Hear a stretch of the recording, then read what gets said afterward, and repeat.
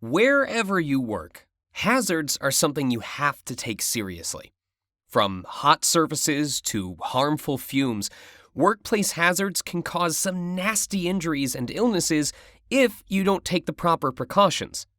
Personal protective equipment, or PPE, is what you wear to protect yourself from these hazards.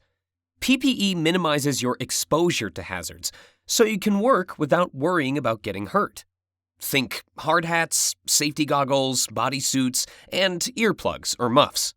They might not be winning you any fashion competitions, but they will save you from any nasty injuries.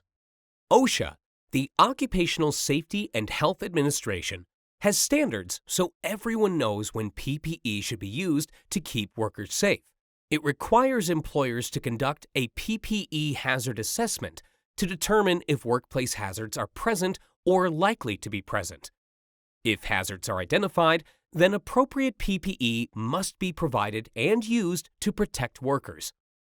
This course lays out OSHA guidance so you know when you need PPE, the different types of PPE and which to use depending on the situation, and the specific training you need to receive before using new PPE.